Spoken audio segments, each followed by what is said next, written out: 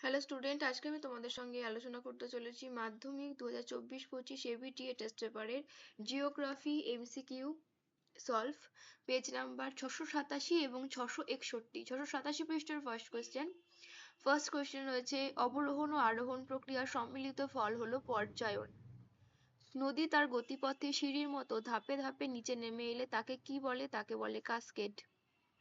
বায়ুমণ্ডলীয় গ্যাসীয় উপাদানের মধ্যে সর্বাধিক পরিমাণে থাকে নাইট্রোজেন।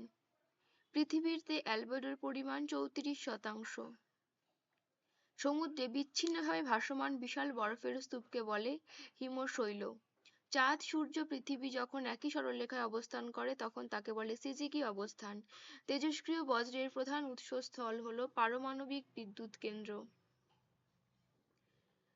ভারতের রাজ্য পুনর্গঠন কমিশন স্থাপিত হয় 1953 সালে। ভারতের মূল ভূখণ্ডের দক্ষিণতম বিন্দু হল কন্যাকুমারিকা অন্তরীপ। কারেওয়া মৃত্তিকা দেখা যায় কাশ্মীর উপত্যকায়। ভারতের বৃহত্তম উপহ্রদ হল চিল্কা। সবুজ বিপ্লব সংঘটিত হয়েছিল ভারতের যে পঞ্চবার্ষিকী পরিকল্পনায়? তৃতীয় পঞ্চবার্ষিকী পরিকল্পনায়।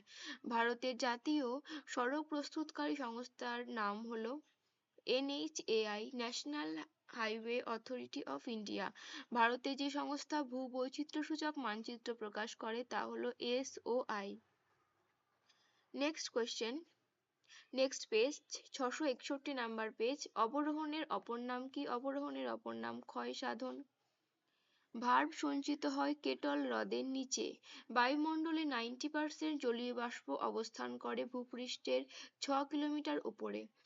আবহাওয়া মানচিত্রে মেঘাচ্ছন্নতা দেখানো হয় অক্টাসে। ভারতের উত্তর-পশ্চিমে প্রবাহিত লু বায়ু ভূপৃষ্ঠের সমান্তরালে তাপের সঞ্চালন ঘটায়।